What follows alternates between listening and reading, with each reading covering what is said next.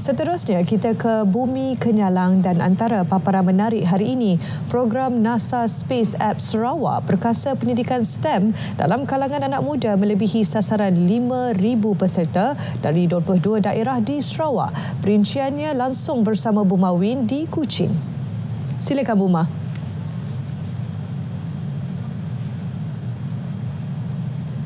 Buma, silakan.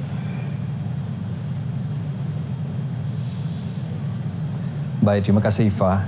NASA Space Apps Sarawak adalah salah satu inisiatif oleh Kementerian Pendidikan, Inovasi dan Pembangunan Bakat untuk memupuk bakat dalam bidang sains, teknologi, English dan matematik STEM dalam kalangan anak muda di Sarawak. Menterinya Datuk Seri Roland Sagawiin berkata, pendidikan dan pemupukan bakat memerlukan pelaburan yang tinggi serta kerjasama daripada pelbagai pihak termasuk sekolah, guru dan ibu bapa.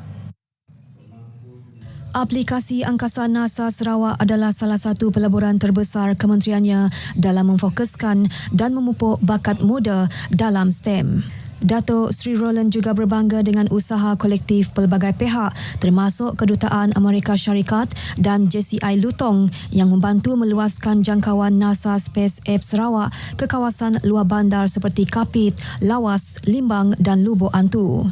Beliau berucap merasmikan Majlis Penutupan NASA Space Apps Sarawak 2024 di Miri. Dalam pada itu, beliau menyeru pasukan NASA Space Apps Sarawak untuk terus bekerjasama dengan pelbagai organisasi termasuk Sarawak Digital Economy Corporation SDEC, Jabatan Pendidikan Negeri Sarawak dan Sarawak Multimedia Authority SMA untuk membudayakan inovasi kepada lebih ramai bakat muda. Seramai 5,620 peserta berdaftar dari 22 daerah di Sarawak telah menyertai NASA Space Apps Sarawak melebihi sasaran awal 5,000 peserta termasuk dari kawasan bandar dan luar bandar. Beliau turut menyampaikan anugerah kepada pemenang kategori junior iaitu pasukan Stardust Merbau dari Sekolah Menengah Kebangsaan Merbau Miri dan kategori senior dimenangi oleh pasukan Astrobyte dari Universiti Swinburne Sarawak. Industri sawit terus memainkan peranan penting menyumbang kepada kesejahteraan ekonomi negara. Menteri Peladangan dan Komuniti Datuk Seri Johari Abdul Ghani berkata, nilai ekspor minyak sawit dan produk berasaskan sawit negara mencecah RM69 bilion sehingga Ogos 2024. Ini mencatat peningkatan sebanyak 12.7% berbanding tempoh yang sama tahun lalu. Industri sawit juga membuka peluang pekerjaan kepada lebih 3 juta rakyat Malaysia dan menjadi sumber pendapatan utama kepada 500,000 pekebun kecil di seluruh negara. Beliau menyatakan demikian dalam teks ucapan yang dibacakan oleh wakilnya, Timbalan Ketua Setiausaha Perancangan Strategik dan Pengurusan Kementerian Peladangan dan Komoditi, Datuk Abdul Hadi Omar pada Majlis Perasmian Program Pemindahan Teknologi Sawit TOT Sarawak 2024 di Kuching. Sementara itu, pada majlis tersebut menyaksikan perjanjian pengkomersialan antara Lembaga Minyak Sawit Malaysia MPOB dan Salkra. Pengkomersialan teknologi makanan ternakan berasaskan sawit ini diharap dapat mengurangkan kebergantungan kepada bahan mentah import seperti jagung dan dedak kacang soya. Sebaliknya, ia akan digantikan dengan produk berasaskan sawit seperti tandan buah kosong, EFB dan dedak isi rung sawit, PKC yang lebih nutrisi untuk haiwan ternakan. Wakil rakyat di seluruh negeri diminta untuk memantau dengan rapat projek-projek rumah ibadah. Timbalan Premier Dato' Amar Douglas Sugambas berkata pentingnya pemantauan ini bagi memastikan tiada projek yang dibiayai melalui peruntukan unit agama-agama lain, Unifor, tergendala. Because most of this application all actually come from them. Jadi untuk them own the project. Tunjukkan kepada rakyat dia ada peranan untuk melaksanakan projek ini. Otherwise, I heard some other area dia kata, wah ini YB tak ada, ini bukan dari YB ni, dari Unifor.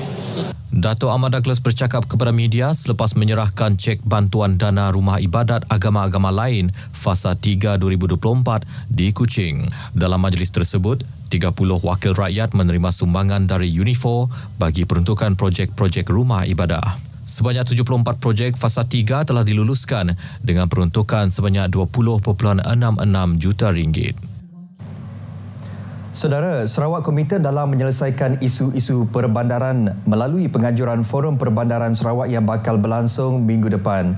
Timbalan Menteri Utiliti dan Telekomunikasi Sarawak, Datuk Dr. Abdul Rahman Junadi berkata penganjuran Sarawak Urban Forum 1.0 SUF 1.0 akan berlangsung di Kuching selama 3 hari bermula Ahad ini hingga Selasa depan. Forum ini adalah kesinambungan kejayaan Sarawak menjadi tuan rumah Malaysia Urban Forum tahun lepas. Bertemakan inklusiviti sosial ke arah urbanisasi lestari, SUF 1.0 akan menumpukan isu-isu utama berkaitan perbandaran di negeri ini. Forum tersebut akan berlangsung di Hikmah Exchange and Event Centre dengan tumpuan pada topik seperti bandar mesra kanak-kanak dan bandar hijau yang mampan.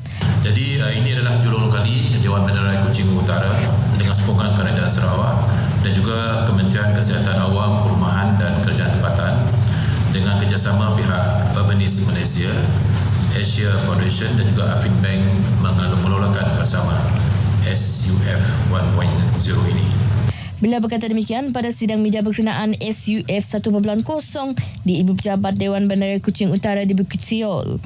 Forum ini akan menampilkan 19 panel dari Sarawak, Semenanjung Malaysia, Jepun, Brunei Darussalam dan Indonesia. Kira-kira 300 peserta dijangka hadir. 4 buah sekolah di Sarawak terpilih untuk menyertai program 100 Saintis 100 Sekolah yang dilaksanakan di seluruh negara. Menurut Chemis Aisyah Abdul Aziz dari Jabatan Kimia Malaysia Sarawak, program di bawah Kementerian Sains, Teknologi dan Inovasi MOSTI itu bermula September hingga Disember ini.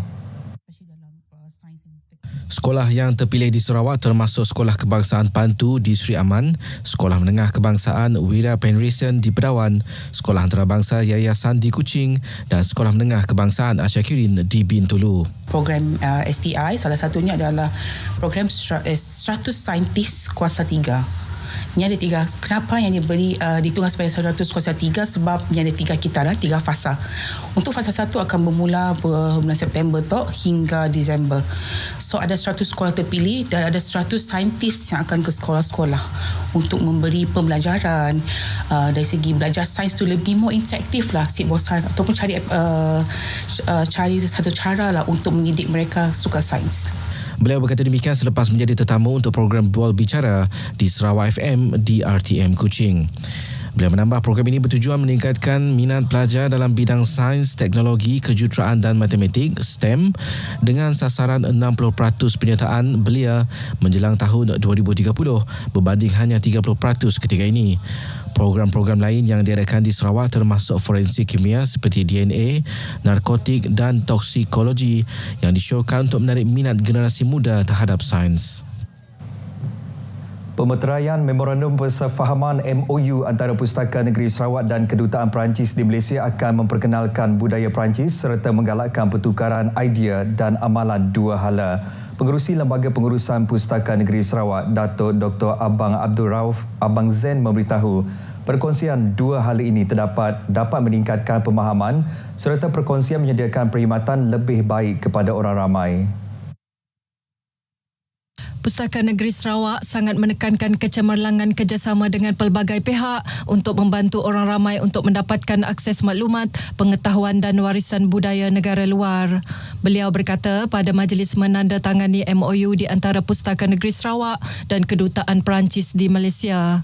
Pertukaran MOU di antara Ketua Pegawai Eksekutif Pustaka Negeri Sarawak, Japri Bujang Masli dan Kaunselor Kerjasama dan Hal Ehwal Kebudayaan Thierry Diana mewakili Kedutaan Perancis di Malaysia. MOU itu meliputi kerjasama dalam penganjuran acara kebudayaan serta mempamerkan seni, muzik, kesusteraan dan pawagam Perancis. Ia turut menekankan pembangunan program pendidikan dan bengkel menyelidik pelbagai aspek budaya Perancis termasuk bahasa, gastronomi dan sejarah serta mewujudkan platform untuk dialog dan pertukaran antara pelukis, pengarang dan cendekiawan Perancis dan Sarawak.